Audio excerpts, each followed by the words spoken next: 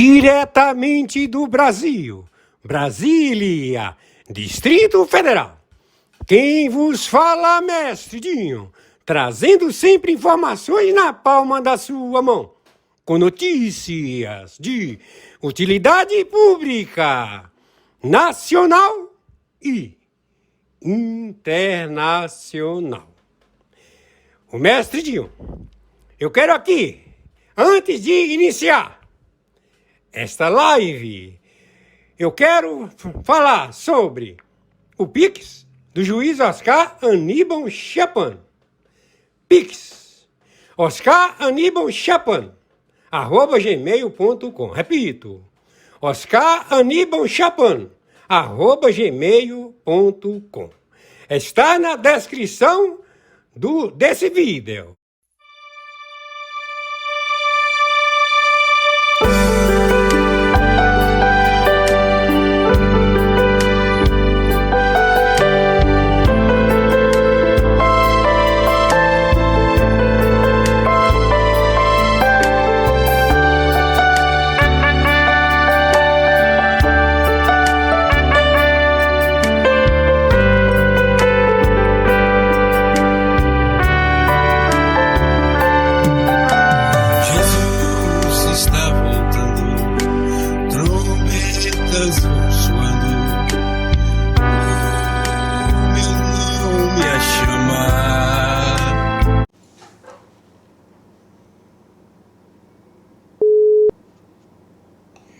E agora? Bom dia, mestre Dinho, tudo bem? Bom dia, juiz Oscar Aníbal Chapan. O Emilate já se encontra na live, todos os serviços de inteligência, o Mossad, a CIA, 60 agências de inteligência. Vamos ao relatório. Atenção, atenção! Comando da capital, comando do cartel dos Soles, comando de Sinaloa, comando da máfia Faru,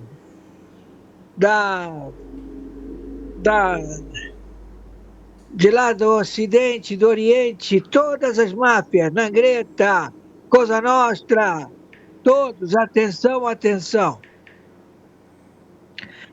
Está tipificado e está determinado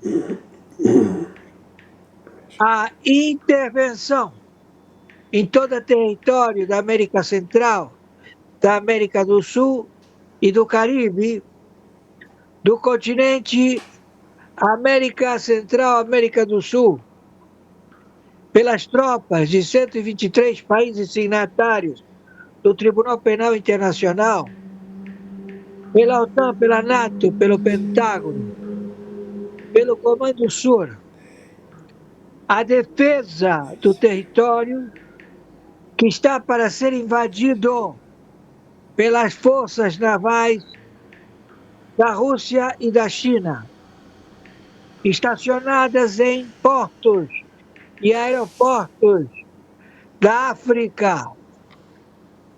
Todas as embarcações e todo o contingente deslocado da Norte-Coreia, da China e da Rússia, que se estabeleceram na África aguardando embarque para invasão do território da República Federativa do Brasil, foi já e está sendo monitorado.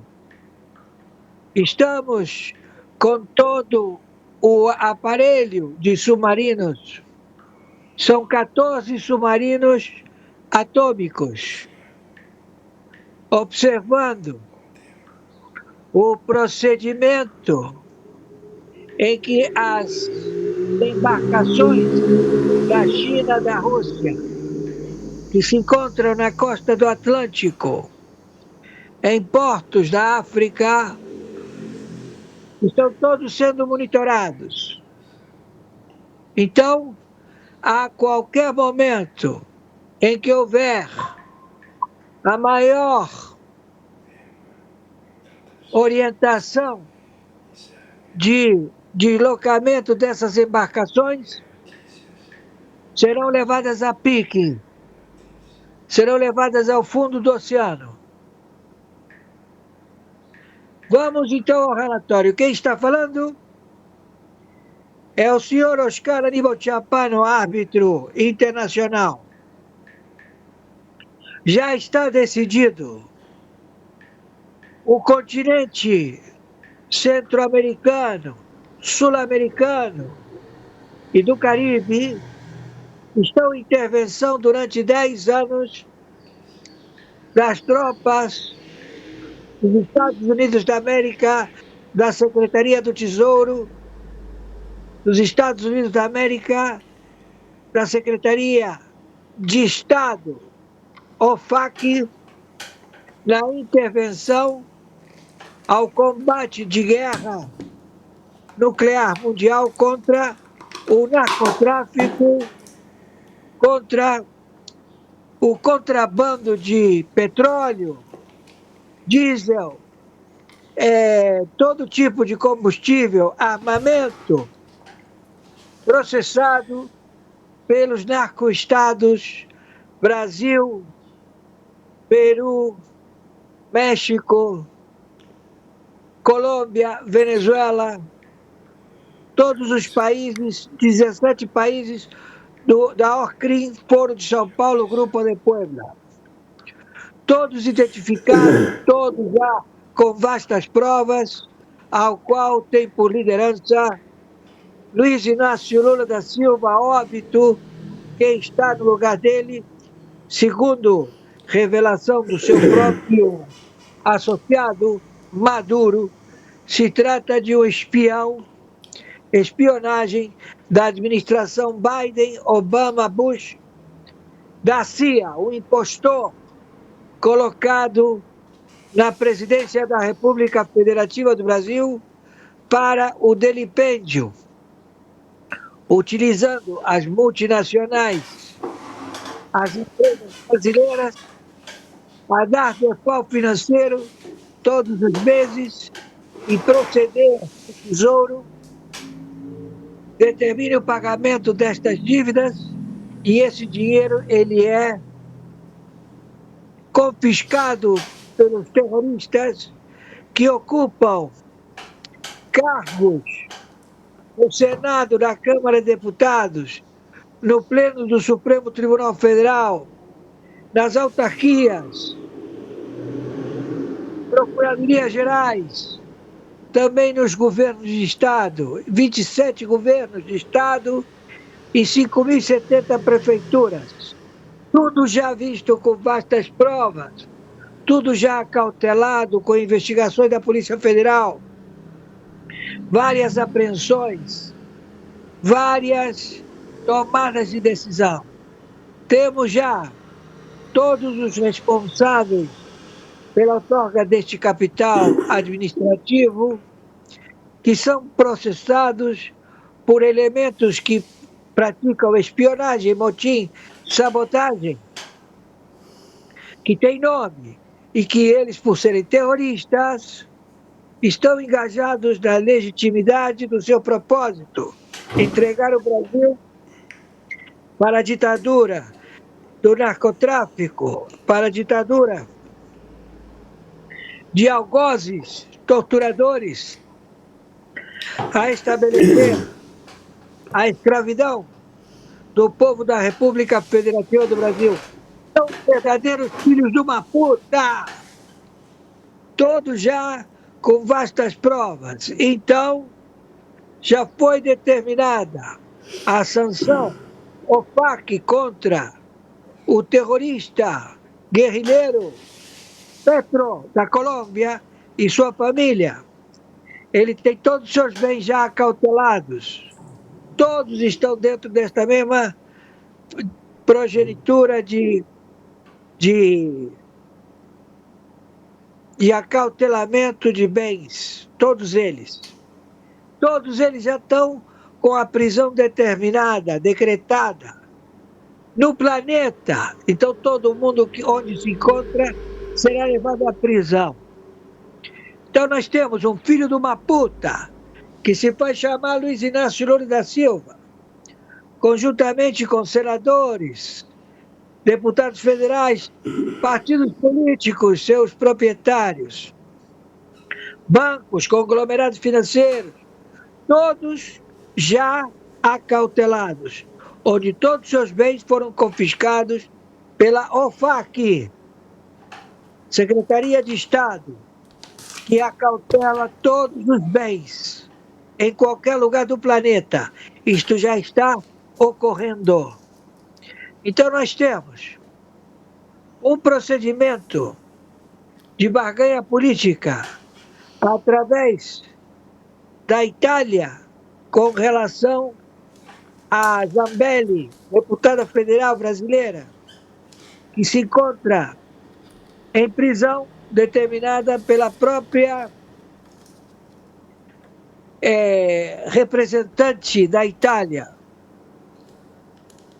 Ela estabelece que o Brasil, por estar a ser julgado um procedimento ao qual a justiça italiana foi defraudada, ou seja, foi roubada por empresa brasileira, prestadora de serviço, duas empresas brasileiras que devem bilhões à Itália, contratos de 100 bilhões de euros, também da Polícia Federal.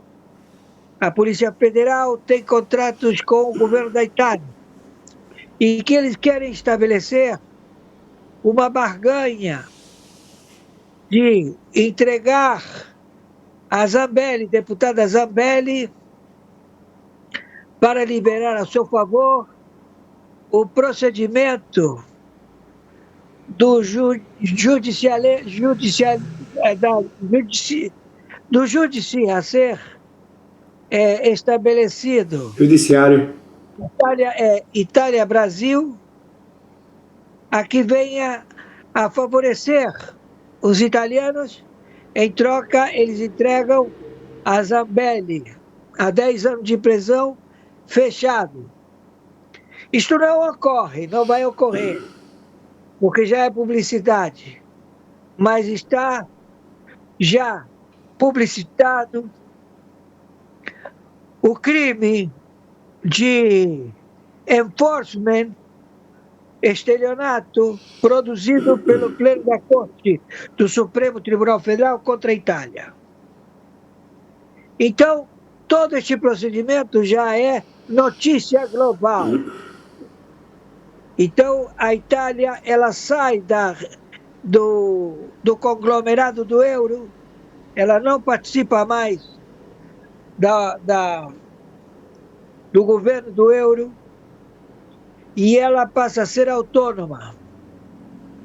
Então, nós temos o componente militar chinês que quer invadir as terras brasileiras, conforme relatório há vários anos anteriores, em que efetivamente as praias do Nordeste, desde a Bahia até o Caribe, serão palcos de embarcações de 100 tripulantes, todos com metralhadoras automáticas, RPGs, metralhadoras .50, a ganhar as praias e se estabelecer em edifícios altos no penthouse, nas coberturas, a alvejar qualquer cidadão que esteja caminhando pela orla marítima, pela costa, a estabelecer o verdadeiro caos, a estabelecer o assassinato em massa da tomada das praias do Brasil. Isto é um fato, ato e circunstância já divulgado, já planejado, que não vai acontecer, posto que o maior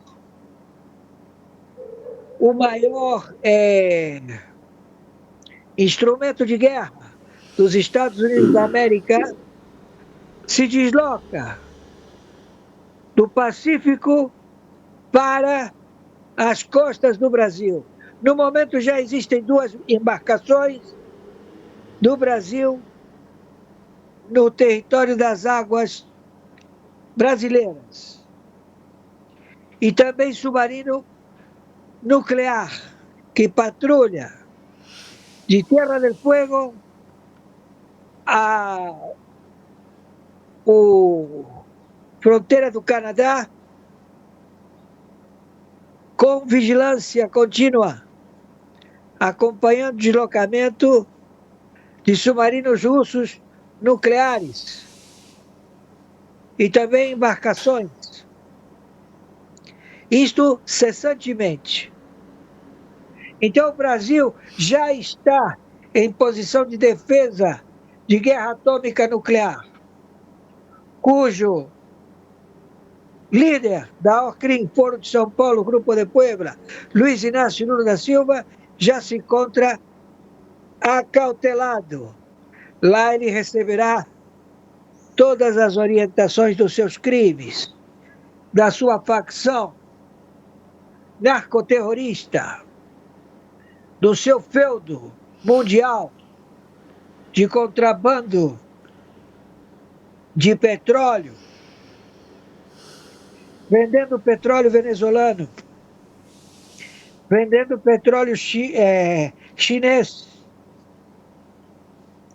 vendendo petróleo iraniano, procedendo em vastos crimes para vários componentes de partidos políticos, que todos eles estão engajados através do toma lá da cá da participação do bolo. Cada um compra uma fatia do bolo e recebe os proventos destes crimes. Tudo isto fez associações de 17 países do narcotráfico a participar dessas empreitadas de tráfico mundial de droga, de fentanil, de armas e também de assassinatos. Tudo já com vastas provas. Captura pela CIA, ou seja, com ordem de matar, não reféns, não prisioneiros, estabelecido em todo o continente. Já estamos procedendo dessa forma em vários locais no dia de hoje. Já é o combate letal, forças letais. Então, pedimos à população da República Federativa do Brasil, por favor, sejam vigilantes, principalmente nos 9 estados do Nordeste, a observar o litoral, posto que vai haver enxame de embarcações com tripulação de exterminadores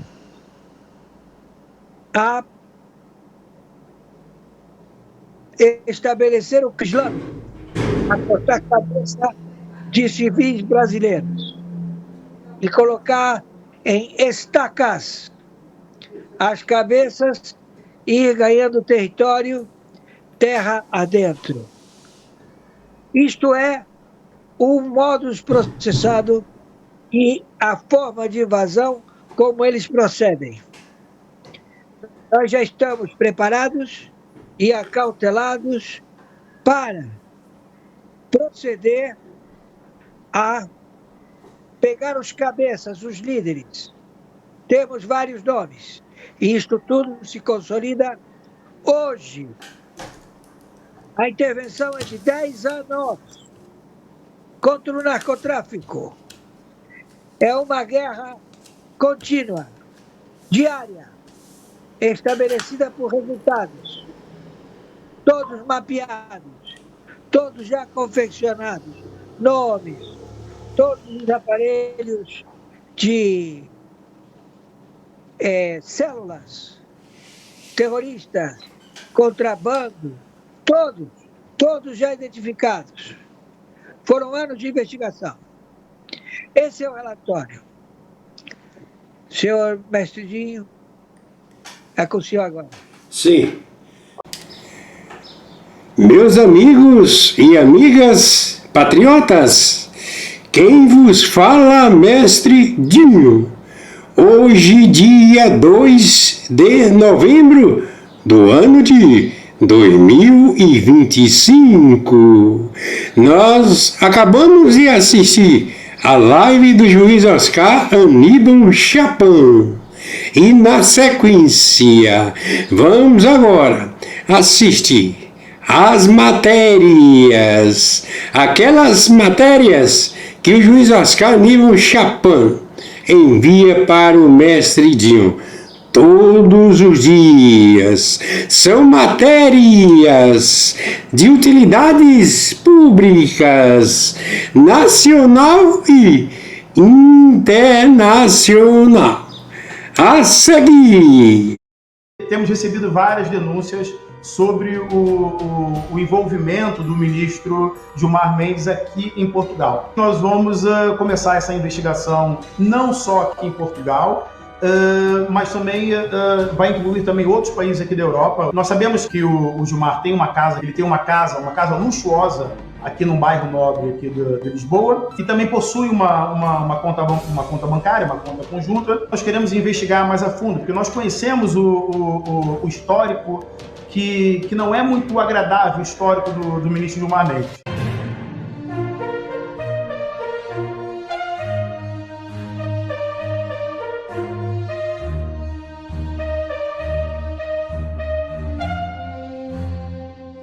Líder do Comando Vermelho que fugiu da mega operação no Rio de Janeiro é preso de maneira inusitada em São Paulo. Isso mesmo, Antônio Jesus Cabral, apontado como liderança do Comando Vermelho, foi preso na rua 25 de março, no centro de São Paulo, e a captura ocorreu após o sistema de monitoramento Smart Sampa identificar o criminoso que estava foragido desde 2022. Segundo a Prefeitura de São Paulo, Cabral fugiu do Rio de Janeiro antes da grande operação policial nos complexos da Penha e do Alemão, que resultou em mais de 120 mortes e 113 prisões. Estamos investigando o Gilmar Mendes, diz deputado de Portugal. É isso mesmo. O deputado luso-brasileiro Marcos Santos revelou investigações na Europa envolvendo o ministro Gilmar Mendes. A investigação inicial será conduzida primeiro dentro do partido Chega, segundo o deputado. O parlamentar afirma que o partido tem recebido várias denúncias sobre o envolvimento do ministro Gilmar Mendes. As denúncias não se limitam a Portugal, mas vão incluir também outras frentes na Europa. O processo busca aprofundar as apurações sobre o fórum jurídico que Gilmar Mendes organiza anualmente em Portugal. O deputado revelou detalhes da investigação. Queria que o senhor falasse um pouquinho de como deve ser essa investigação e se engloba outros ministros além de Gilmar Mendes. Fica à vontade, deputado. É verdade, o ministro Gilmar Mendes, não só o ministro Gilmar Mendes, mas outros ministros também aí do Supremo Tribunal Federal do Brasil, eles habituaram-se com a impunidade e por isso eles gozam com a justiça. Mas aqui em Portugal nós ainda somos uma nação livre, nós somos uma nação que os poderes ainda funcionam, ainda são independentes, e nós vamos começar essa investigação primeiro dentro do partido.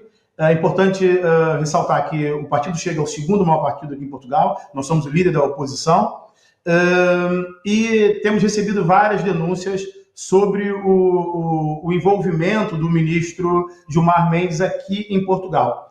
E resolvemos entrar com essa investigação, não só aqui em Portugal, mas também vai incluir também outros países aqui da Europa, outros parceiros da direita aqui. Nós queremos saber o que o Gilmar Mendes anda a fazer aqui por Portugal. Não só por Portugal, pela Europa. Nós sabemos que é público que o Gilmar tem uma casa aqui, desde 2016, ele tem uma casa luxuosa aqui num bairro nobre aqui de Lisboa, do centro de Lisboa, e também possui uma conta bancária, uma conta conjunta, e que todos os anos ele realiza esse evento, esse fórum jurídico, que agora ele e os seus colegas, ou supostos comparsas, apelidam de Gilmar Paluso, Gilmar Palosa. Então nós queremos investigar mais a fundo, porque nós conhecemos o histórico que não é muito agradável o histórico do ministro Gilmar Mendes.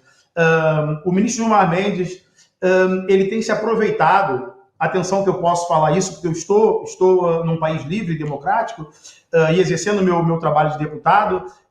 O ministro Gilmar Mendes ele vem durante anos, não é de agora, é bom refrescar a memória dos brasileiros e também passar a informação para os portugueses que o ministro Gilmar Mendes vem há anos envolvidos em esquemas duvidosos que envolvem grandes empresas que provavelmente essas empresas foram coagidas, supostamente, ainda não existe uma prova, mas há indícios, que o ministro tem usado a sua influência dentro do STF para se beneficiar dessas empresas que possuem processos dentro do Tribunal Superior Federal. Então, se olharmos para a maioria das empresas que patrocina esse instituto, o Instituto Brasilense de Direito Público, que é o IDP, que pertence que um dos sócios é o ministro Gilmar Mendes, a maioria dessas empresas elas têm processos dentro do STF e supostamente seriam beneficiadas através de supostos patrocínios. Esses patrocínios já são conhecidos a público, patrocínios, vou colocar aqui entre aspas, porque algumas dessas empresas, estamos a falar de grandes empresas de multinacionais, como a Google, como a SNA, outras empresas brasileiras como a Febraban, a Fecomércio do Brasil, tem várias grandes empresas. Até a CBF está envolvida, tem escândalo de suposta corrupção ou suposto beneficiamento aí do ministro Gilmar Mendes. Portanto, o nosso objetivo aqui é não permitir que o Gilmar Mendes e outros ministros do STF expandam essa teia de suposta corrupção que eles andam a fazer todos esses anos no Brasil. Então, nós não queremos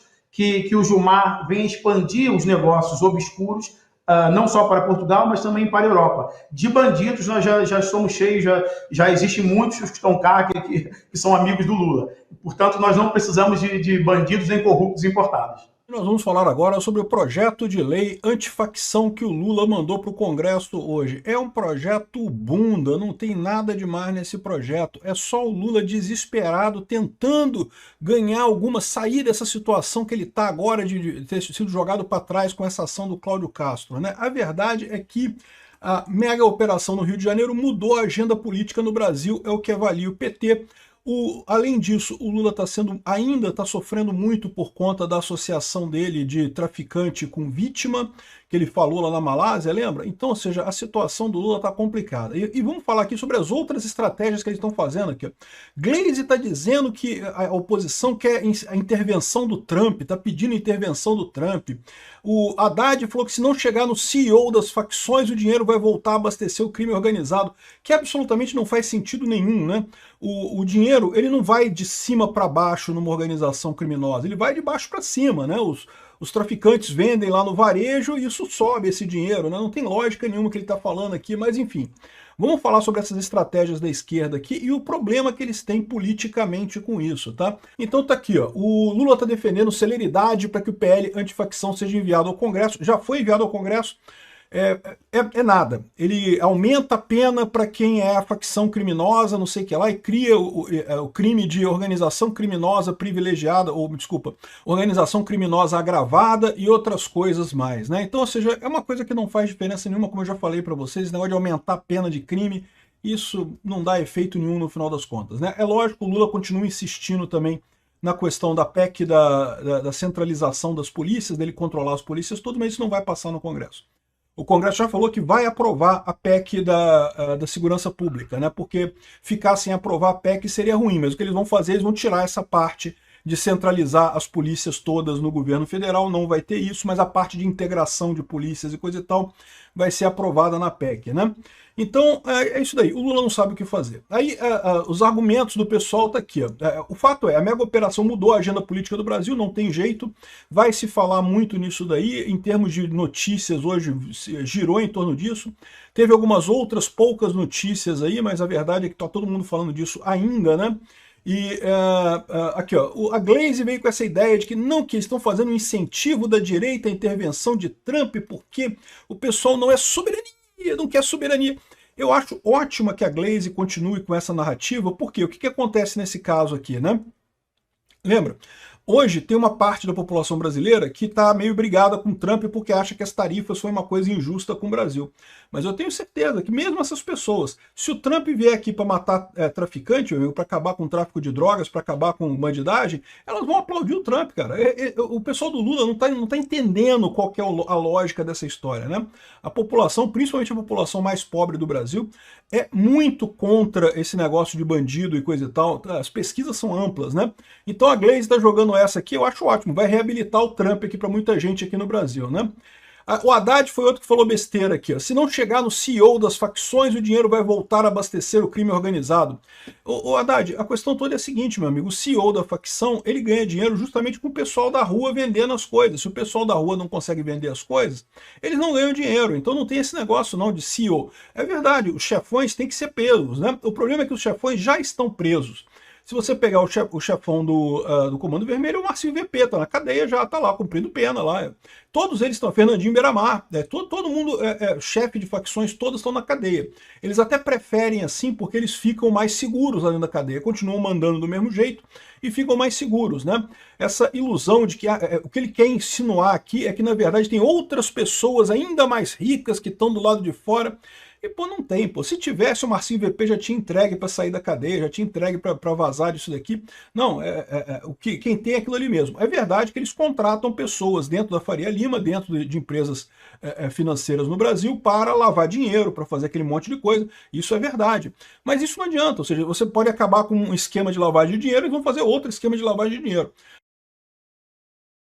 Não estou dizendo que não deva ser feito o ataque a esses esquemas de lavagem de dinheiro. É lógico que tem que fazer, né? Mas isso não vai mudar também o tráfico. O tráfico é onde gera o dinheiro surge ali, né? Então é fundamental fazer operações como essa operação que foi feita aqui no Rio de Janeiro, né? Aí o Genuíno já está dizendo aqui que o consórcio não é consórcio da paz, é consórcio da morte. Eles sentiram, viu? Sentiram, perceberam que a ideia do consórcio da paz é uma ideia positiva, vai ajudar a oposição, vai ajudar Bolsonaro ano que vem. Então o pessoal está chateadíssimo com esse negócio aqui, ó. Matança no Rio é estratégia da direita para tentar derrotar Lula. Não, Matança no Rio é a estratégia da direita para mostrar o descalabro que está a segurança aqui no governo Lula, né? O governo Lula deixou as facções correrem soltas, é lógico, né? Durante muito tempo foi proibido até fazer ações nos morros aqui do Rio por conta do STF. Então é isso daí, a culpa é do Lula dessa história toda. É a esquerda no poder que gera esse aumento de criminalidade, né? Agora, com essa ação diminuiu um pouco. Resolveu o problema? É lógico que não. Agora, isso aqui foi uma estratégia da direita para ganhar um ponto de fala político, né? Para ganhar um argumento político? É lógico que foi, evidentemente que foi. E foi muito bem estruturado, muito bem posicionado, porque logo antes da COP, o Lula planejava usar a COP para se mostrar como, né, o estadista, né, focado em energia verde, não sei o que lá e coisa e tal. E não vai ter mais isso, porque vai estar todo mundo falando da chacina aqui no Rio de Janeiro, mesmo na COP lá, na COP 30, vai estar todo mundo falando nisso, ou seja, roubou do Lula esse ponto político que ele pretendia dar, né? Além disso, ele estava tentando forçar uma barra também de que tinha sucesso na negociação com o Trump, e não vai acontecer, ou seja, ferrou o Lula completamente nessa parada, né? Enfim, é muito engraçado, mas eu acho lindo que a esquerda fique falando isso, que a estratégia da direita, a direita que está fazendo isso, eu não sei o que. Eu acho ótimo que a esquerda fale isso. Fala mais, porque é exatamente o que vai ajudar a gente, né? Aqui, ó, Operação no Rio foi massacre deliberado com objetivo político, foi chacina e não sei o que lá, não é possível.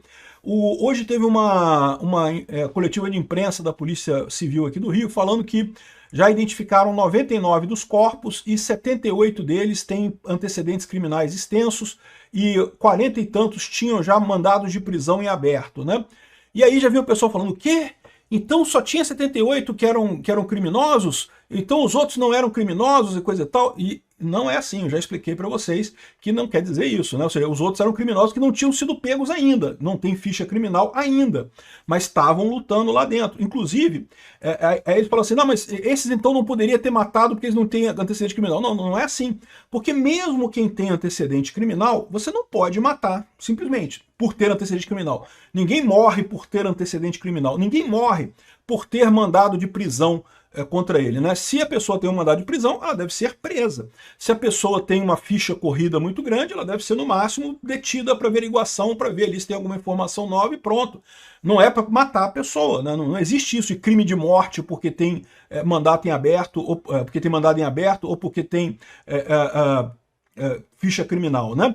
A questão toda, as pessoas morreram, não foi por causa disso, elas morreram porque elas enfrentaram a polícia, porque elas deram um tiro na polícia, a polícia retrucou e acabou eliminando esse pessoal, né? Então, ou seja, essa ideia de que, não, foi só podia matar, teve alguns inocentes nessa história, não teve inocente nenhum. Esses outros que não tinham caso, não tinham ainda ficha criminal, caem no mesmo caso daquela moça, né, a tia do garoto ali, que falou, não, porque meu sobrinho não tinha ficha criminal, não tinha nada. Não, peraí, não tinha ficha criminal não quer dizer que ele não fosse criminoso. Ele ainda não tinha sido pego pela polícia, ainda não tinha ficha criminal porque não foi pego ainda, né? E, de novo, mesmo que ele tivesse ficha criminal, isso, por si só, não é justificativa para matar ele. Agora, se ele puxou um fuzil e tentou enfrentar a polícia, aí, meu amigo, aí um abraço. Aí é legítima defesa. Não tem o que fazer, né? E foi isso que aconteceu, segundo o relato das PMs, né? Então tá aqui, ó, a direita aplaudindo o Cláudio Castro e apostando no marketing da matança para 2026. O pessoal da esquerda tá uma arara, meu amigo. Eles estão fodidos, estão todo mundo desesperado, né? E batendo cabeça, porque nem sabe o que faz. Cada um fala uma coisa, né? Tá o Lula querendo os PL. O Lula não criticou nada, não criticou. Ele sabe que se ele criticar, ele se ferra. Então ele não criticou nada. Aí a Glaze falando aqui que não, porque a Trump e não sei o que lá, e o Haddad, e cada um fala uma coisa, e ninguém fala nada, ninguém entende nada. No final das contas, tá esse bate-cabeça enorme ali, né? Aqui, ó. Todos que apoiam a chacina são fascistas? Pronto, já chegou no chamar de fascista. Se você entende que um traficante que tentou trocar tiro com a polícia e morreu, isso foi uma morte justa, você é fascista. Fascismo, lógico, né? Eu vou te falar um negócio, esse pessoal, cara, é uma tristeza. Agora, o mais engraçado é essa matéria aqui, né? Que olha só, esquerda com economia, direita com segurança, eleição de 2026 está desenhada. E eu vou te falar para vocês porque eu acho isso aqui lindo de morrer, porque a verdade é a seguinte, eles estão achando que o Lula vai ter economia? Onde é que eles tiraram a ideia que a economia tá boa pro Lula? Que negócio é? Onde é que eles tiraram essa lorota aqui? Meu amigo, se prepara, cara. Daqui para frente é só ladeira abaixo. A inflação vai comer solta com o Lula jogando dinheiro como tá jogando aí no mercado do jeito que ele tá fazendo. Esses déficits atrás de déficit que o Lula tá fazendo aí. Ele vai ferrar com a economia até o final do ano que vem. Pode ter certeza disso. Então, esse negócio de a esquerda com a economia, a direita com a segurança. Vai ser ótimo, porque a direita vai ter a segurança, o que é uma pauta muito importante. De fato, o povo brasileiro clama por mais segurança pública, e a esquerda não vai ter nada, porque a economia, meu amigo, pode ter certeza que vai estar na merda ano que vem. Já está na merda agora, né? O pessoal ainda está iludido com essa história aí desse leve alívio que teve na inflação, mas pode ter certeza, com Lula jogando dinheiro pelo ladrão como está fazendo, a situação ano que vem vai ficar terrível. E aí vai chegar a eleição, Lula não vai ter nenhuma coisa nem outra. Do jeito que a coisa tá pintando, meu amigo, do jeito que tá aqui, Lula não chega nem no segundo turno. Vai ser segundo turno entre, sei lá, a Michele Bolsonaro e o Tarcísio. Aí pode escolher. Ou então, se o Bolsonaro concorrer, o Bolsonaro ganha fácil, né? Vamos ver como é que vai ficar essa situação, né? Outra coisa que o pessoal tem falado muito também é isso, né? Não, porque finalmente a direita conseguiu alguma coisa sem Bolsonaro, pós-Bolsonaro. Esquece, meu amigo, isso aí não tem. Não vai ter pós-Bolsonaro nenhum. Bolsonaro continua sendo o grande símbolo desse negócio todo, até porque ele é totalmente a favor disso daqui. Ele é um cara que incorpora bem essa questão da segurança pública. Bom, pessoal, esse foi mais um vídeo. Eu espero que vocês tenham gostado. Se vocês gostaram, deixa o like aqui para fortalecer nosso canal. Logo eu volto trazendo mais informações da política para vocês. Um forte abraço, fiquem todos com Deus e até a próxima.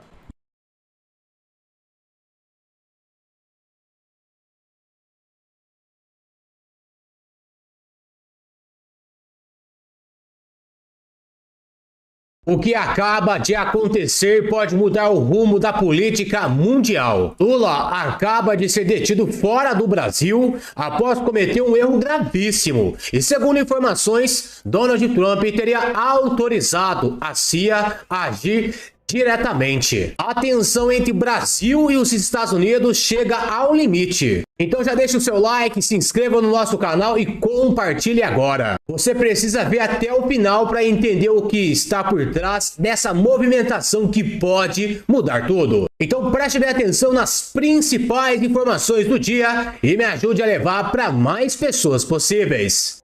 Lula, sem interferência dos Estados Unidos, hein?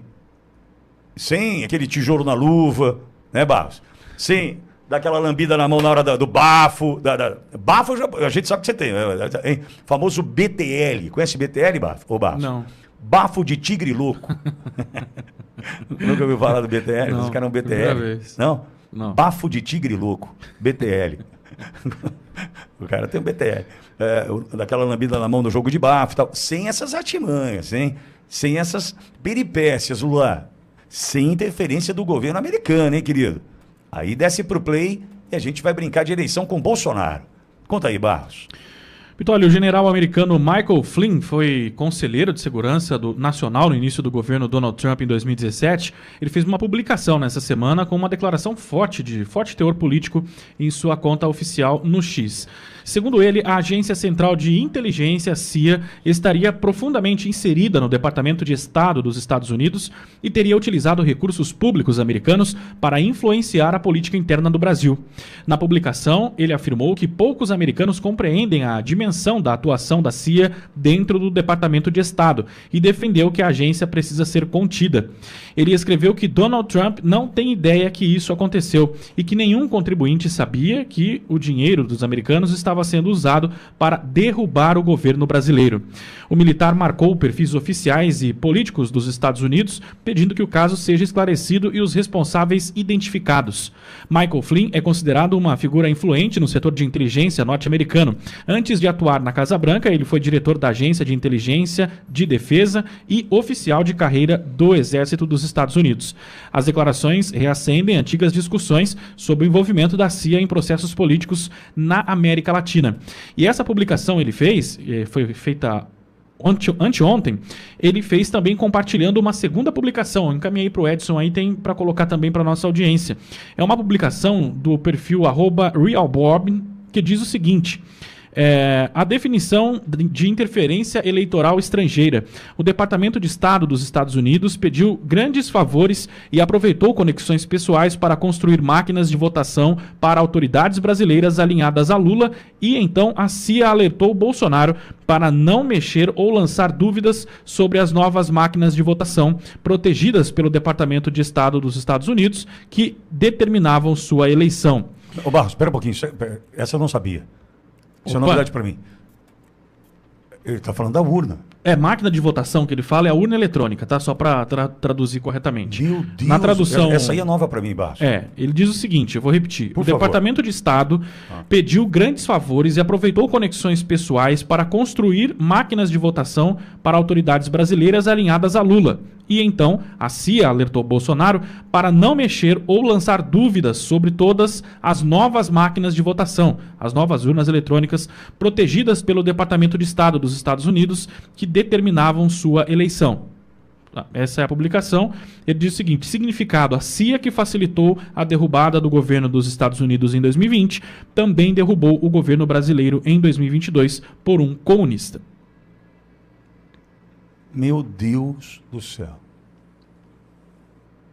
Me deu me secou até a boca aqui agora. Vamos lá. A gente está falando de...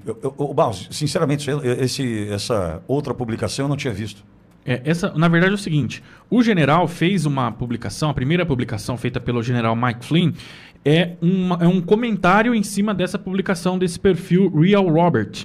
Então, são duas publicações. Então, a publicação oficial do Real Robert, que trazia essa questão das urnas eletrônicas, e o general Mike Flynn, ele fez esse comentário, dizendo, e falando, inclusive, marcando o Donald Trump, e dizendo que o Donald Trump não tem ideia que isso tenha ocorrido, e que, com certeza, nenhum contribuinte americano sabia que a CIA teria utilizado recursos dos americanos para interferir na política interna do Brasil.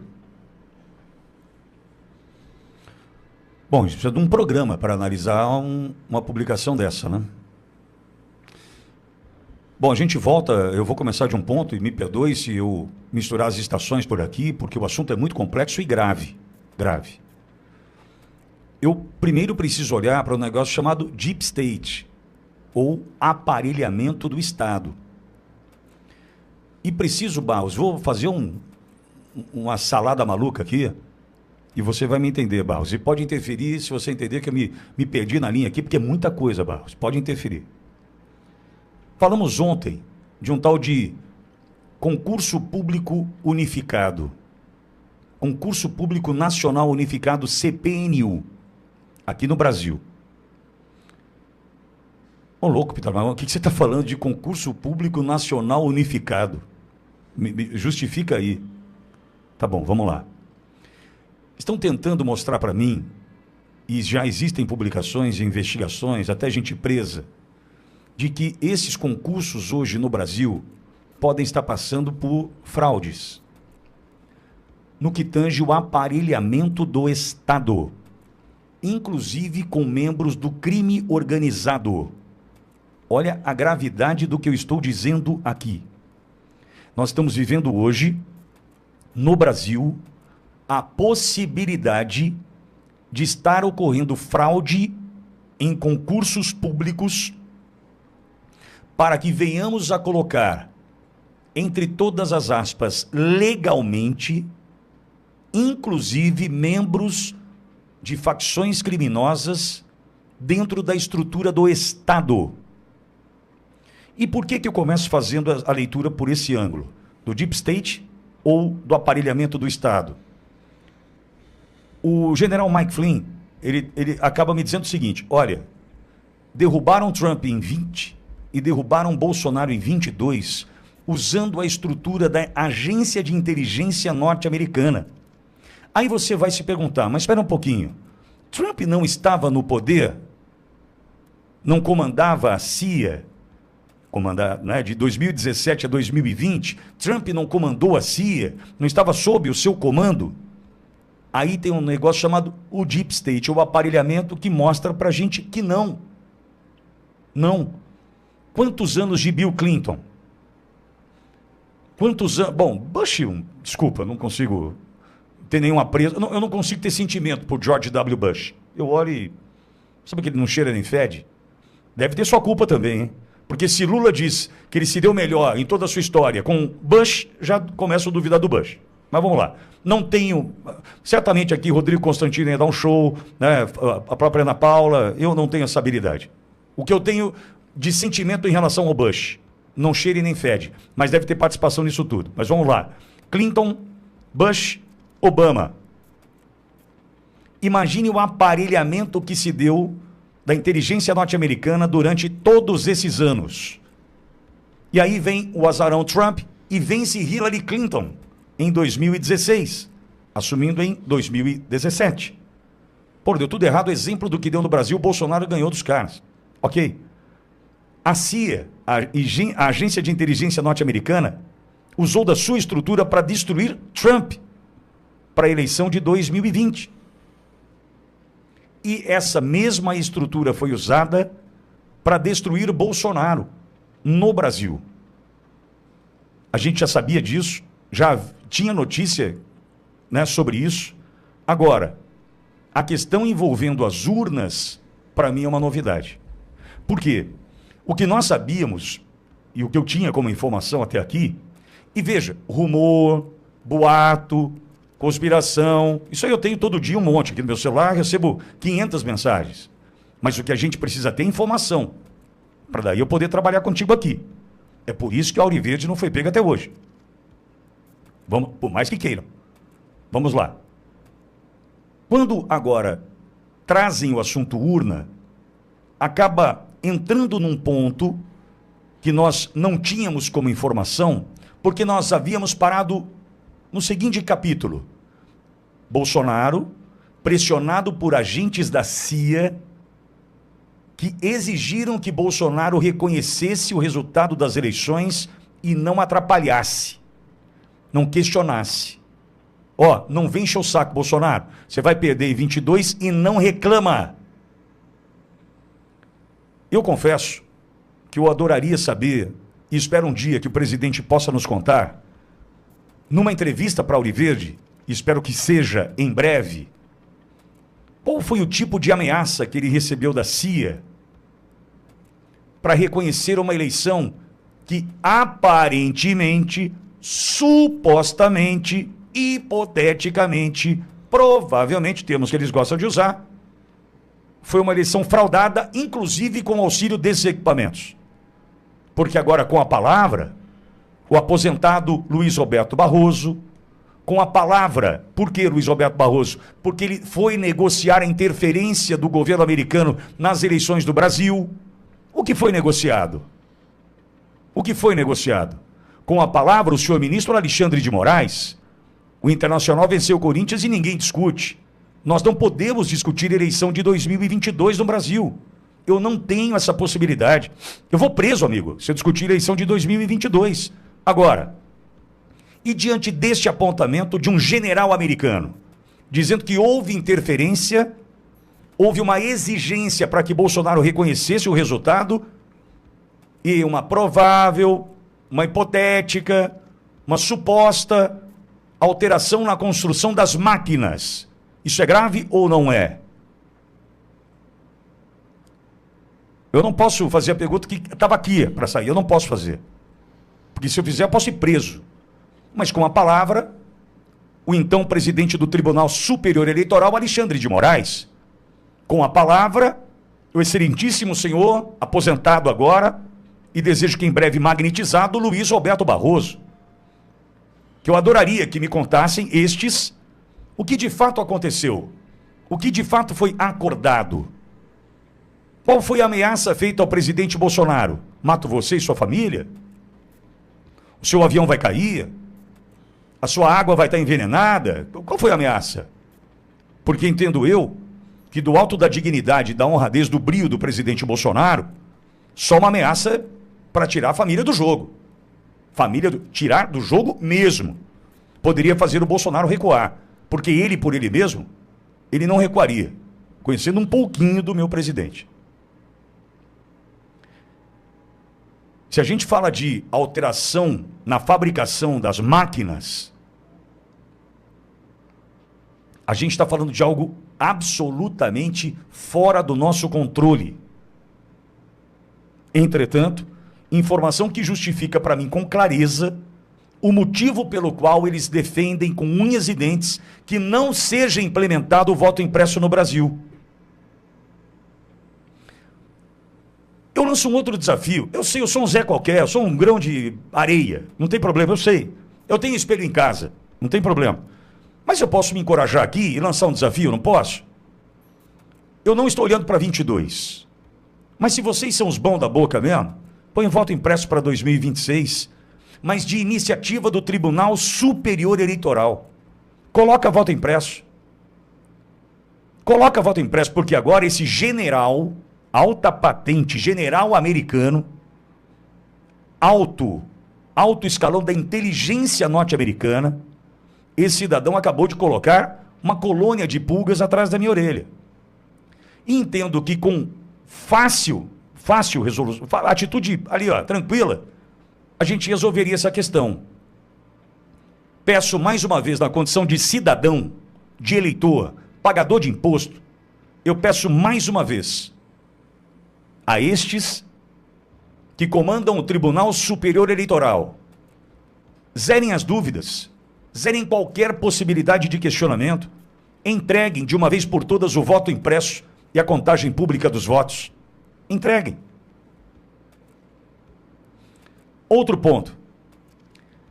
Deu para entender o motivo pelo qual Bolsonaro precisa ser preso? Deu para entender o motivo pelo qual definitivamente Bolsonaro precisa estar fora do jogo? Porque Bolsonaro ganha o jogo. Meu Deus! É claro como a luz do sol. Bolsonaro precisa estar fora do jogo porque ganha o jogo. E sabe qual o detalhe? Eles sabem. Só que tudo deu errado quando Kamala Harris perdeu a eleição. Por quê? Essa turma ali, eu estou fazendo as minhas contas, é claro. Essa turma até ali, até atrás, 5 de novembro do ano passado, vai completar um ano agora da vitória do Trump. Trump assume em 20 de janeiro de 2025.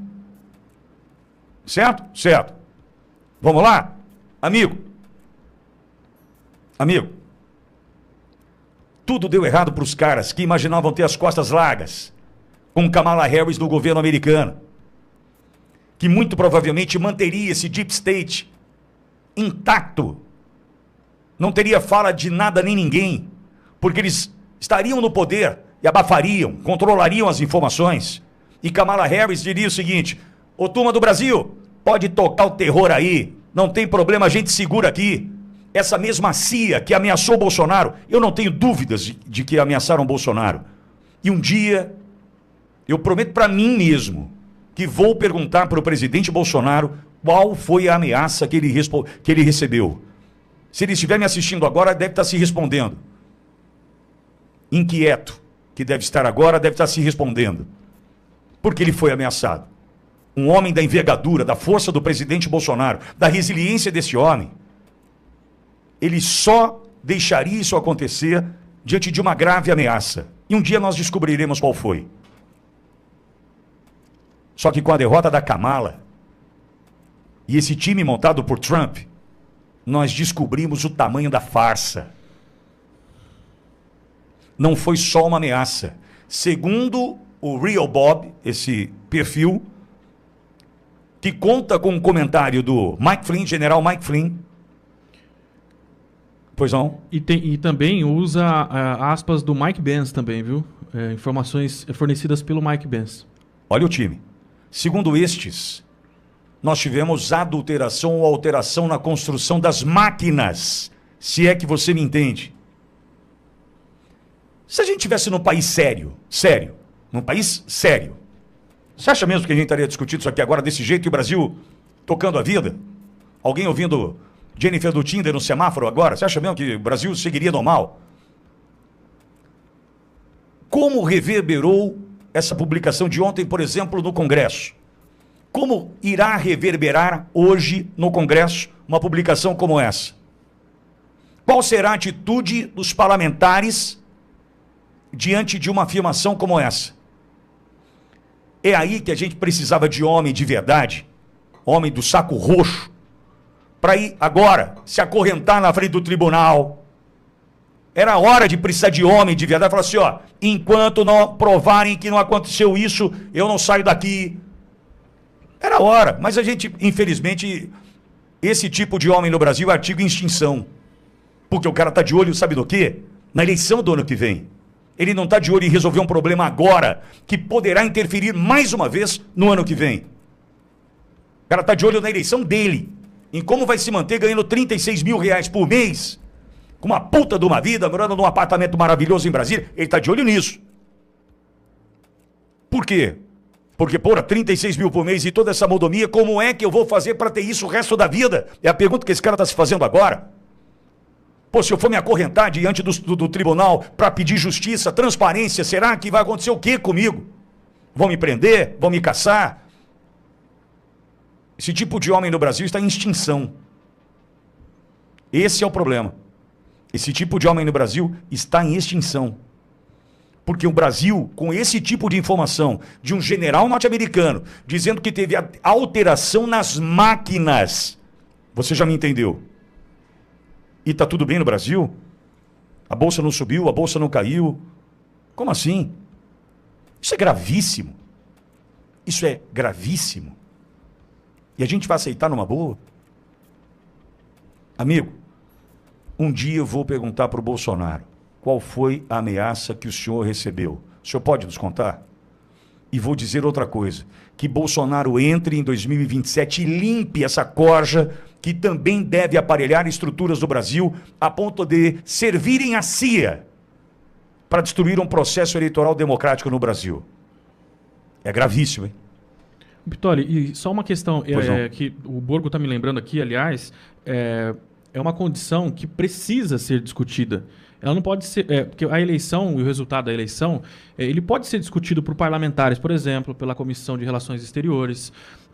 Quando você tem uma informação vinda de um alto general da reserva dos Estados Unidos que atuou em diversas frentes no país. Alto escalão da inteligência o alto escalão americana. da inteligência, Exato. que tem informações de que houve essa interferência da CIA. Exato. É absolutamente necessário que os parlamentares brasileiros pelo menos se movimentem na intenção de ouvir quem tem essas informações a prestar, né? É o mínimo que se espera, né? É o mínimo.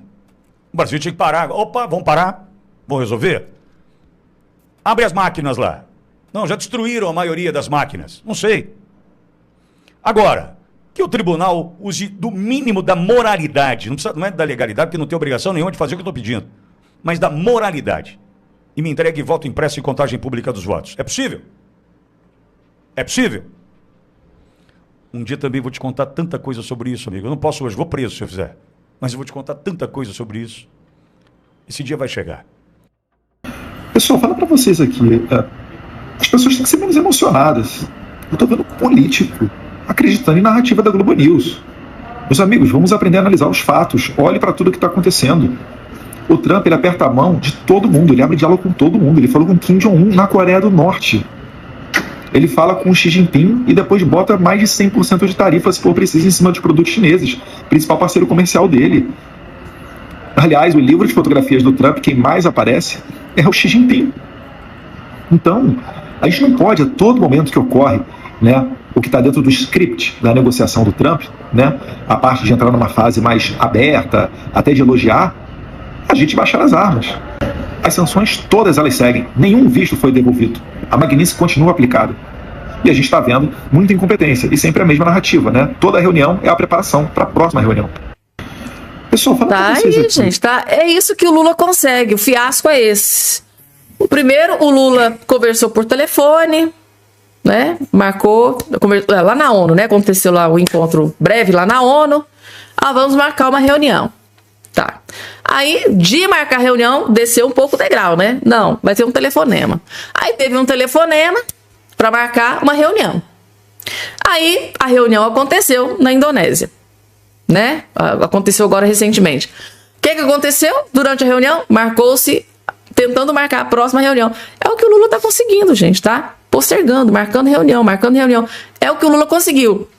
Conseguiu o quê? Uma foto que a esquerda está comemorando como se fosse assim, como se tivesse descoberto a América, né? Nossa, o Lula conseguiu a foto com o Trump.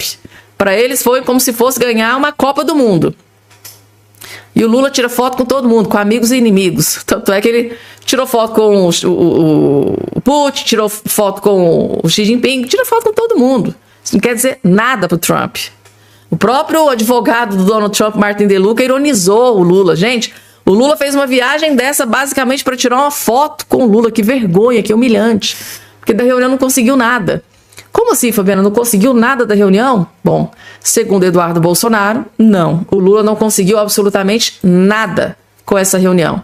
Eduardo Bolsonaro, apesar de narrativas, tarifa, tá? E a Magnitsky no Moraes segue em vigor. Segue, né? Tá aqui, gente. O próprio Eduardo Bolsonaro.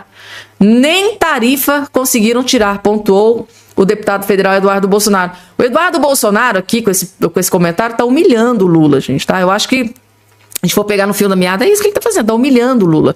O Lula encontra na ONU, não consegue nada, o Trump. Conversa por telefone, não consegue nada com o Trump. Teve reunião agora recente, há 2 dias atrás, não conseguiu nada. Tem que ser muito incompetente. Porque teve líder mundial que fez uma viagem para os Estados Unidos, ficou ali, claro, né, alguns dias esperando ter um espaço na agenda do Trump para ter reunião, mas saiu de lá com as tarifas reduzidas. Nem isso. O Lula não conseguiu reduzir 1% dessas tarifas. Nada, nem 10%, nada. Tá aqui, ó. Eduardo Bolsonaro, não tiraram, nem tarifa tiraram, né? O Eduardo Bolsonaro, ao comentar a reunião entre o presidente Lula da Silva e o presidente Donald Trump. O comentário foi publicado no X, em postagem na última segunda-feira. Eduardo também lembrou dos vistos cancelados de autoridades brasileiras, das sanções por meio da Magnitsky, 2 medidas que ainda estão em vigor, apesar do encontro entre os presidentes. O deputado alega que nunca pediu tarifas contra o Brasil, mas que elas vieram devido ao comportamento autoritário das instituições brasileiras e atribuiu a isso a fato de terem apelidado a alíquota de tarifa Moraes. Deixando bem claro que as tarifas têm a ver com o ministro Alexandre de Moraes também. Ou seja, segundo Eduardo Bolsonaro, Lula não conseguiu absolutamente nada nessa reunião. Não conseguiu baixar as tarifas, não conseguiu tirar o cancelamento dos vistos de várias autoridades aqui no Brasil, incluindo o ministro do STF, muito menos conseguiu tirar a Magnitsky no Moraes, na família Moraes, do escritório Moraes. Ou seja, um grande fiasco a reunião do Lula com o Trump. Concordam? Gente, e uma outra informação que foi divulgada, que parece que o Lula cometeu um erro muito grave que pode custar muito caro. Não pode custar tão caro que ele tentou consertar, mas será que vai dar certo? Lula diz que foi um erro ter anunciado candidatura à reeleição durante viagem à Indonésia. Ou seja, o Lula está admitindo que cometeu um erro. Será que ele vai... Por que será que agora ele está preocupado com esse erro? Vamos entender? Lula afirmou nesta segunda-feira que cometeu um erro na Indonésia ao confirmar que será candidato à reeleição de 26. Surpresa zero de ninguém, né? O anúncio ocorreu na semana passada durante um discurso ao lado do líder do país asiático. Até então, Lula mantinha, né, a candidatura à reeleição apenas no condicional. Se tivesse condições de saúde para concorrer a mais um pleito. No entanto, durante o ato, ele confirmou que vai disputar a um 4º mandato. Ele disse o seguinte: na verdade, eu não deveria ter falado na Indonésia que eu era candidato. Tem que falar no Brasil. Possivelmente foi um lapso da minha parte, um erro, né, da minha parte. Eu não tenho voto lá, foi um erro. Afirmou em entrevista coletiva mais cedo, tal, na Malásia, que também comentou sobre a reunião que teve na véspera com o presidente Lula, o Trump nos Estados Unidos. Ou seja, é mais um daqueles erros clássicos, tipo assim, o Lula... ele fica mendigando voto aqui no Brasil. Foi dizer que vai se reeleger lá na Indonésia. Pra quê? Quem que vai votar no Lula lá na Indonésia? Quem? Ninguém. Meu Deus, gente, esse homem não cansa de passar vergonha. Não cansa de passar vergonha. Vamos lá, tem mais, gente, tá? Prisão em território internacional. E não foi só uma prisão. Foram várias prisões, tá? Aqui a notícia que explodiu neste dia de hoje. Gente... O presidente dos Estados Unidos, Donald Trump, está disposto a ir até as últimas consequências para tirar o ditador da Venezuela, Nicolás Maduro, do poder. Inclusive, essa foi uma das promessas de campanha e o Trump vem cumprindo, né, uma por uma suas promessas que ele fez durante a sua campanha. E ele disse que vai tirar o Maduro do poder.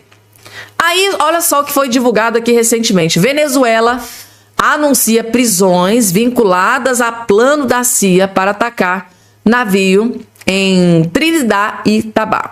A informação que chega é essa aqui, ó.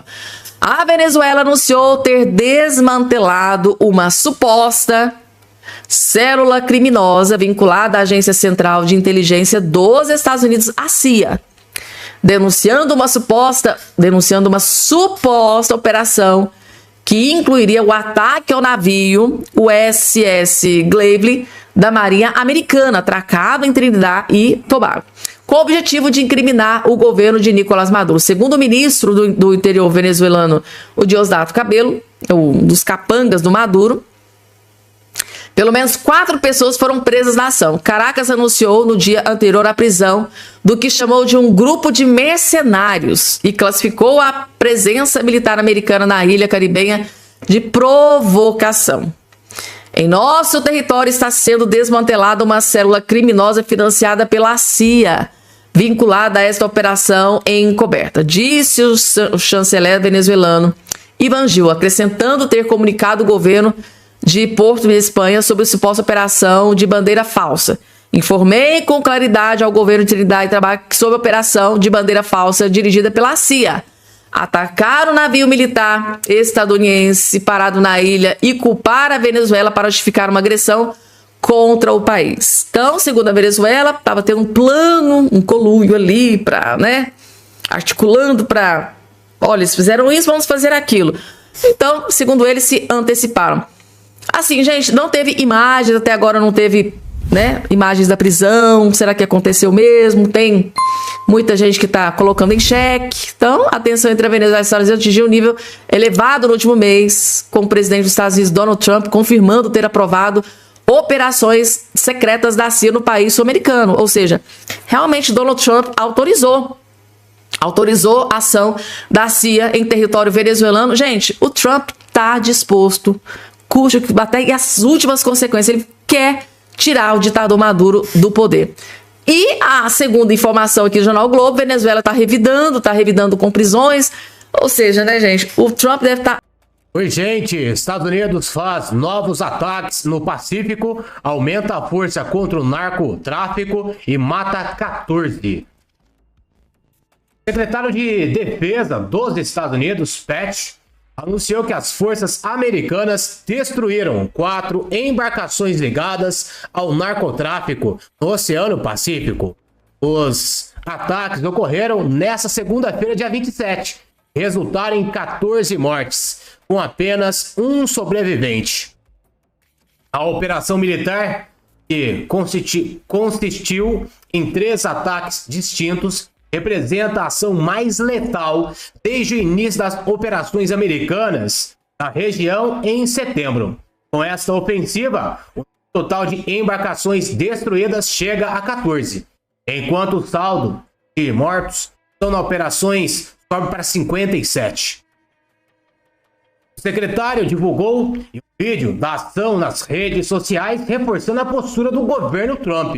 O departamento passou mais de 2 décadas defendendo outros países. Agora estamos defendendo o nosso próprio. Esses narcoterroristas mataram mais americanos do que Al-Qaeda. Serão tratados da mesma forma. Nós vamos rastreá-los, mapear suas redes, e então vamos caçá-los e eliminá-los, escreveu o secretário.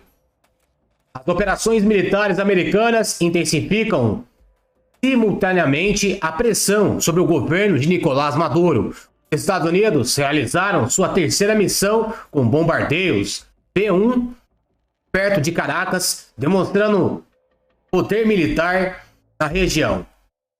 O governo americano também anunciou o envio de um porta-aviões USS Ford para o Caribe, com a chegada prevista para a próxima semana. A embarcação de 333 metros de comprimento pode transportar dezenas de caças e reforçar a presença militar americana próxima à Venezuela, juntando-se a outras embarcações, aeronaves e tropas já posicionadas na região. O fim está próximo.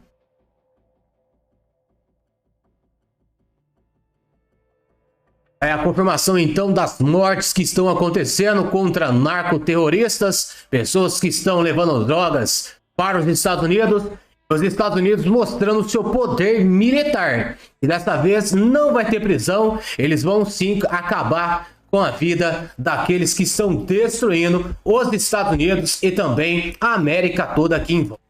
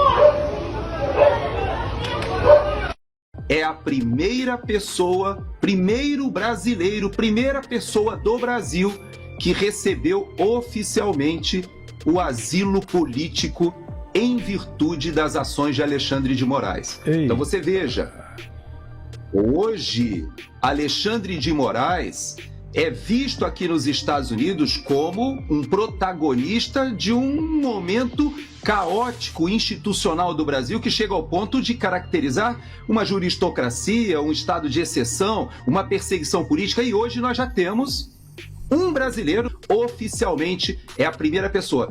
Olá, fala pessoal, sejam bem-vindos.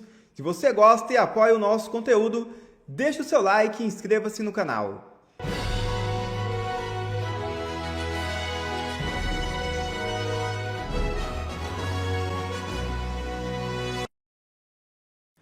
Bolsonaro acredita que será mandado para a Papuda, mas tem estratégia. O complexo penitenciário da Papuda em Brasília é a principal aposta de aliados do ex-presidente para o cumprimento da pena. Condenado na ação da trama golpista e em contagem regressiva para o início do cumprimento da pena, apesar de ainda tentar os últimos recursos, o ex-presidente Jair Bolsonaro começa a pensar nos seus próximos passos. O ex-chefe do Planalto confidenciou a pessoas próximas que acredita que será mandado para o complexo penitenciário da Papuda em Brasília, ou para algum outro presídio.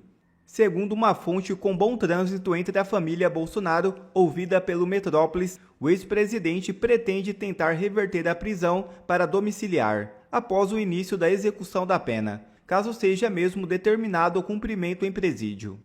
Um dos motivos que poderiam levar a uma possível reversão da pena seria o estado de saúde de Bolsonaro.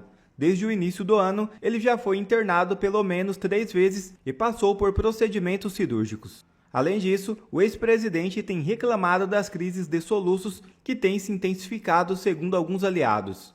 Na última semana, a defesa do ex-mandatário ingressou no STF com embargos de declaração. Eles solicitam revisão da pena. O principal argumento é de que ela é injusta e equivocada. Os advogados ainda usaram o voto do ministro Luiz Fux no julgamento, o único contrário à condenação, para justificar o pedido de revisão da pena. O que estão fazendo com Jair Bolsonaro é uma das maiores perseguições políticas nunca vista antes no Brasil. E o pior, pela mais alta corte do país, especialmente pelo ministro Alexandre de Moraes, que inclusive, não satisfeito apenas com a sua perseguição no Brasil, passou a também a perseguir fora do Brasil. Olha o buraco que o Brasil se encontra agora. Acaba de ser concedido o primeiro asilo político a uma cidadã brasileira por conta da perseguição do Alexandre de Moraes.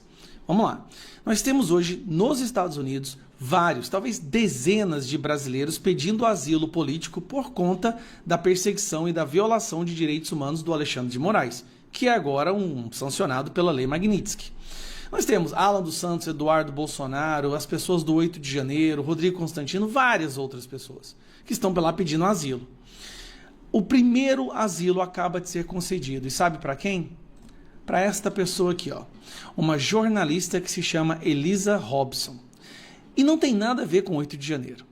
Elisa Robson, na verdade, ela estava sendo perseguida por Alexandre de Moraes por estar escrevendo artigos e falando abertamente sobre o caso do Carvajal. Carvajal, braço direito do Maduro, que falou em várias delações da ligação entre Maduro, narcotráfico, Lula e várias outras lideranças da esquerda no Brasil. Em consequência disso, em 2023, ela fugiu para os Estados Unidos depois de perceber que ela estava sendo perseguida. E agora sai essa notícia que eu quero compartilhar com vocês. Sabe que aqui nos Estados Unidos, nós tivemos uma notícia da nossa entrevistada na semana passada, Elisa Robinson, que ela é a primeira pessoa, primeiro brasileiro, primeira pessoa do Brasil que recebeu oficialmente o asilo político em virtude das ações de Alexandre de Moraes. Então você veja, hoje Alexandre de Moraes é visto aqui nos Estados Unidos como um protagonista de um momento caótico institucional do Brasil que chega ao ponto de caracterizar uma juristocracia, um estado de exceção, uma perseguição política, e hoje nós já temos um brasileiro, na verdade uma família, né? Porque quando ela recebe o asilo político, toda a sua família acaba recebendo o asilo. Oficialmente é a primeira pessoa. Sabemos que o caso do Didi Redpill, lá na Polônia, ele foi o primeiro brasileiro a receber o asilo político definitivo, ou seja, oficial de um governo.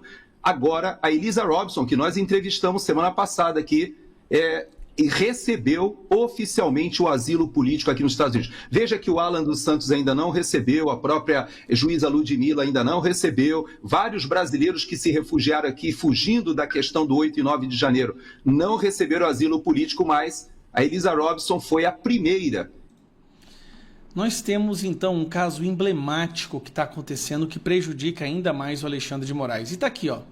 Eu comecei essas investigações no final de 2021, já tinha ouvido falar de algumas coisas, mas foi nesse período que comecei a prestar atenção nas declarações que saíam, aos poucos, em veículos europeus. Me chamou a atenção um personagem que eu não conhecia, falando sobre como as coisas aconteciam de forma ilegal na América Latina. As primeiras declarações dele já me deixaram alerta. Quis entender a origem daquelas informações.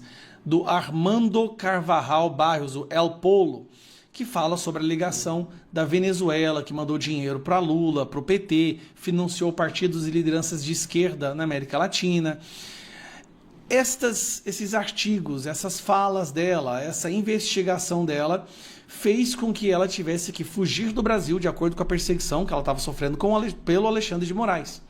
E hoje ela é a primeira brasileira a receber asilo nos Estados Unidos. O governo americano está dando asilo a uma jornalista brasileira por estar fazendo uma investigação sobre o financiamento do narcotráfico na esquerda brasileira e o juiz Alexandre de Moraes estava perseguindo.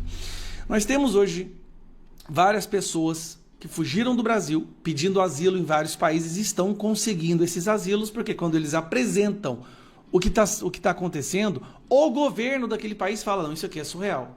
Oswaldo Eustáquio na Espanha, Eduardo Tagliaferro, no caso, Eduardo Tagliaferro na Itália, que era assessor do Alexandre de Moraes, o braço direito dele no esquema, na indústria da censura e perseguição nas redes sociais. A situação tá tão deplorável para Alexandre de Moraes que vai ficar impossível ele viajar pelo mundo para falar sobre democracia, direito, Constituição, o Estado Democrático de Direito. Mas ele parece não perceber isso e continua avançando e dobrando a aposta e perseguindo, e inventando desculpas para prender, para censurar, para oprimir, para diminuir cada vez mais direitos fundamentais. Onde que você acha que isso vai dar? Você acha que eles vão retirar a Magnitsky? Eles acabam de dar um asilo a uma jornalista perseguida por essa pessoa e você acha realmente que essa Magnitsky vai ser retirada? Isso é vergonhoso. Eu conversei com a Elisa Robson uma vez num podcast aqui na minha cidade e o que ela conta é estarrecedor. O narcotráfico, dinheiro de corrupção da Venezuela, financiando Lula, partidos de esquerda e PT. E por isso, olha só, para uma denúncia contra o Lula, uma denúncia baseada em uma delação de um cara que confessou o crime, ela se tornou perseguida do Alexandre de Moraes. Esse é o Ancapso e nós vamos falar agora sobre o Cláudio Castro, que está botando também o Alexandre de Moraes para dançar, meu amigo. O Cláudio Castro não está tirando só nos traficantes lá no Alemão e na Penha, não, né? O Alexandre de Moraes, todo xerifão, né? Disse que queria reunir com o Cláudio Castro para discutir a questão, se foi feita a coisa certa, se não foi, não sei o que lá. Eu já falei para vocês que é muito estranho o fato do STF ter colocado o Alexandre de Moraes para cuidar da DPF da favela. Pelo regulamento interno do STF, esse caso deveria ter sido passado para a Carmen Lúcia, porque o caso vai para o membro mais velho da turma em que ele estava designado, como o Barroso deveria ser da primeira turma e a DPF da favela estava com ele, então deveria ser o membro mais velho da turma, então deveria ser Carmen Lúcia que receberia isso daí.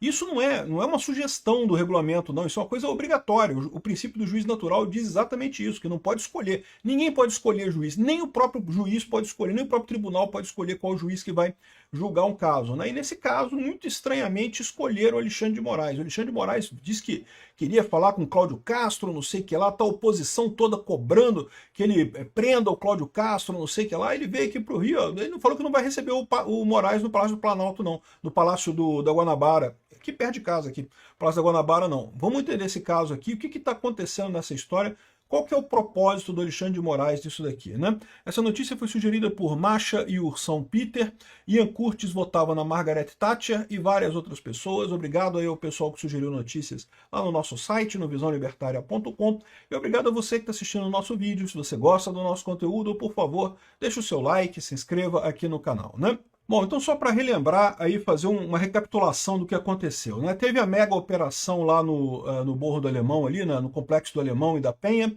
e é lógico, a população do Rio de Janeiro, todo mundo gostou. Até aqui já passaram vários dias depois disso e não foi identificado nenhuma pessoa que fosse realmente inocente nessa história toda, o que demonstra que a polícia realmente agiu com cautela, né?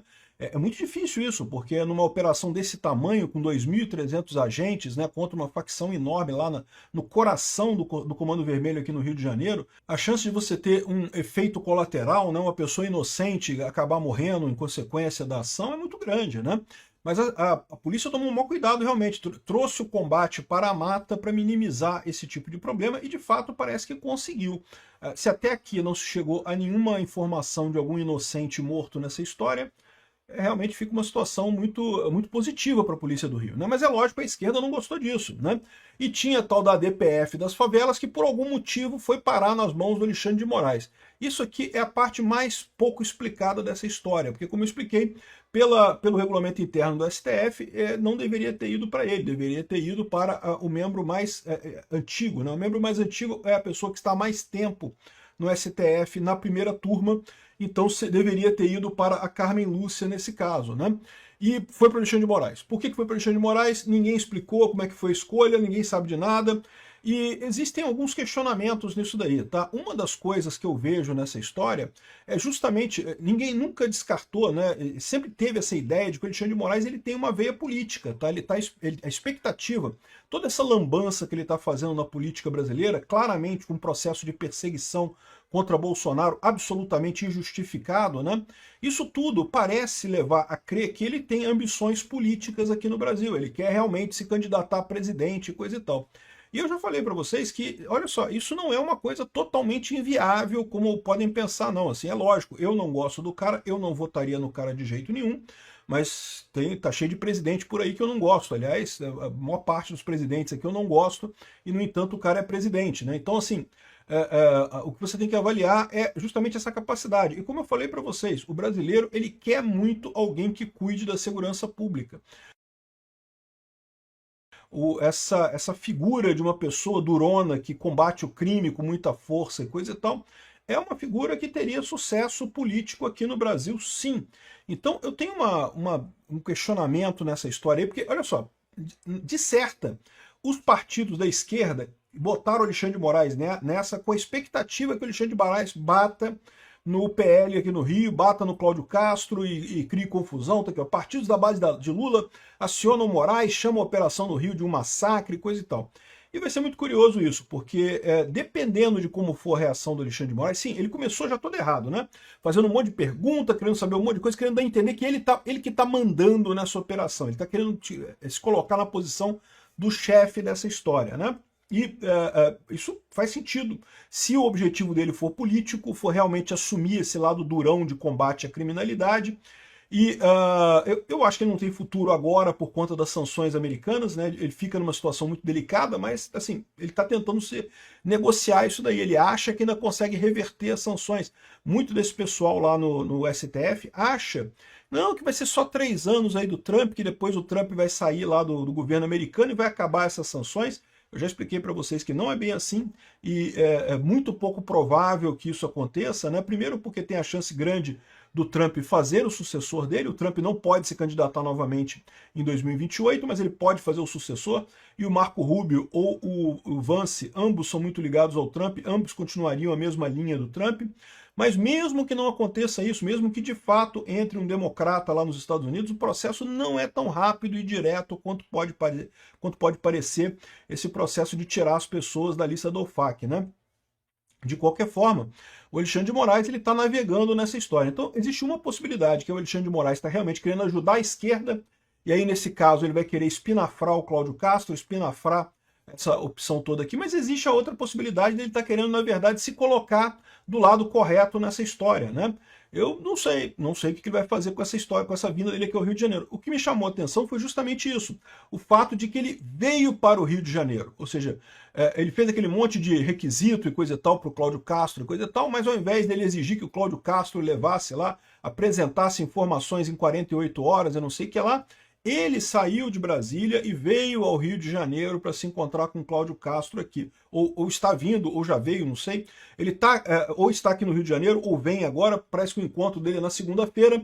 E o Cláudio Castro falou que não vai receber o Moraes no Palácio da Guanabara, não, tá? Não é uma visita política. O governador afirma que conversará com o magistrado no Centro Integrado de Comando e Controle, que articula as operações das forças de segurança, né? Então aqui no estado do Rio, tem, na verdade, 2 centros de comando e controle. Tem o Centro de Comando e Controle da Prefeitura do Rio de Janeiro e tem o Centro de Comando e Controle do Estado do Rio de Janeiro, que fica ali do lado do Sambódromo, ali perto do Sambódromo, ali na Praça 11, né? E é um lugar muito bacana, cheio de computador e não sei o que lá, onde você pode fazer aquelas coisas de juntar toda a polícia, bombeiro, não sei o que lá, aquela coisa toda de Centro de Comando e Controle. E segundo eles estão dizendo, a ideia é que ele vai mostrar aos ministros, vai mostrar ao ministro, né, o Alexandre de Moraes, os vídeos dos criminosos atirando em policiais e vai explicar toda a questão lá da operação, né? O que teve para fazer a operação aqui no Rio de Janeiro, né? Então aqui, ó, o governador do Rio de Janeiro, Cláudio Castro, afirmou que deputados federais que se encontraram com ele na quinta-feira, dia 30, que pretende receber o ministro do STF no Palácio Guanabara, que não pretende receber no Palácio Guanabara, sede do governo, ele diz que receberá o magistrado no mesmo lugar que se reuniu com os parlamentares, o Centro Integrado de Comando e Controle, e que articula a ação de políticas do Estado. Então, o Alexandre de Moraes vai lá no Centro Integrado de Comando e Controle e vai ali ver as informações para ver se está atendido os requisitos lá da DPF da favela, né? Vamos ver o que vai resultar disso daqui, mas a verdade é a seguinte, que ó, Castro afirmou que a visita de Alexandre de Moraes não é política, é técnica. Ou seja, quem está mandando nessa parada é o Cláudio Castro, meu amigo. Eu vou te falar um negócio. Cláudio Castro está botando para ver nessa parada, até com relação ao Alexandre de Moraes, né? Aqui, ó, Castro diz que mostrará para Moraes os mesmos vídeos da Operação Contenção que foram assistidos pelos deputados. Né? Os deputados estiveram já aqui no Rio de Janeiro na quinta-feira e viram os ladrões atirando nos policiais, baleando 2 deles e coisa e tal. Tem toda a informação ali. E essa é a situação. Ou seja, eu não tenho dúvida nenhuma que a Folha de São Paulo está querendo jogar o Alexandre de Moraes contra o Cláudio Castro. Mas aí que está a grande dúvida, né? Minha dúvida é sobre qual é a intenção do Alexandre de Moraes nessa história. O Alexandre de Moraes pode ser só um bonequinho do PT mesmo. Nessa altura já cheguei à conclusão de que pode ser só isso mesmo. O cara, ou ele tem algum podre que o PT teve acesso e aí está mandando nele agora, é uma possibilidade. Ou tem alguma outra forma de controle sobre ele que o cara está totalmente vendido para a esquerda completamente, o Alexandre de Moraes. Vamos ver o que vai acontecer nessa reunião, né? Os partidos da base do Lula querem que ele espinafre o Cláudio Castro, né? Inclusive, lembra que a Carmen Lúcia, ela botou para rodar a votação que poderia tirar o Cláudio Castro do governo do Rio, né? E inclusive teve resistência dos outros ministros do STF, o pessoal não gostou dessa ação dela, porque né, no meio do fogo ali agora, ela botou para votar esse negócio. Que história é essa, né? Ficou estranho realmente isso daí, né? E a Carmen Lúcia, vocês sabem, é a cachorrinha do Alexandre de Moraes. O Alexandre de Moraes manda, ela obedece, né?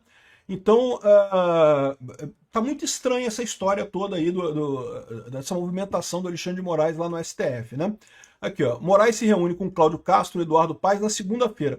Eduardo Paes é outro que está sumido, desapareceu completamente aqui no Rio de Janeiro. É impressionante. Não sei se vocês sabem, mas o Eduardo Paes é um chato do caralho. Não para de aparecer na televisão, insiste em criar polêmica para aparecer na televisão. É lógico, por motivos eleitorais. Ele estava muito tranquilo de que seria o próximo governador do Rio de Janeiro. E eu falei para vocês, tinha tudo para isso mesmo. Agora eu já não sei não, tá? Agora eu acho que o Cláudio Castro tem capacidade de fazer o sucessor dele aqui com certeza, né? E bom, e além dessa coisa toda, o Moraes está sendo criticado, porque, aqui ó, Maierovitch, o Moraes não é investigador, Castro que deveria ir a Brasília. Ou seja, o pessoal está achando estranho esse negócio do Alexandre de Moraes vir ao Rio de Janeiro, que seria o Cláudio Castro que tem que prestar esclarecimento, ele que tem que ir a Brasília, não sei o que lá. O pessoal está sentindo que tem alguma coisa errada nessa história, né? Aqui, ó. A ida do ministro Alexandre de Moraes ao Rio de Janeiro para audiência com o governador Cláudio Castro é um erro de sinal institucional, afirma o Maierovitch, né? O Maierovitch é esquerdista, vocês sabem, né? Mas ele é dos esquerdistas que critica o Alexandre de Moraes pra caramba, que reconhece que o Alexandre de Moraes está fazendo um monte de merda nesses processos todos, né? Aqui, ó. Maierovitch afirmou que tradicionalmente é o governador quem deve ir ao Supremo Tribunal Federal para prestar contas sobre operações como contra o Comando Vermelho, não o contrário.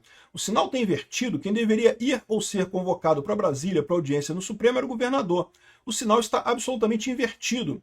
O colunista aponta que a visita de Moraes ao Rio de Janeiro antes das respostas oficiais do governador ao STF levanta dúvidas sobre o papel do judiciário na condução das investigações. Mas é exatamente isso, Mairovitch. O Alexandre de Moraes tem aspirações políticas. Ele quer entrar para a política. Ele acha que pode ser um personagem político relevante. Ele quer aparecer não como o juiz nessa história toda, mas como um partícipe nessa história toda, né? O segundo ponto, o juiz não é investigador, isso tem que ser apurado, tá tudo errado, isso não é papel do juiz.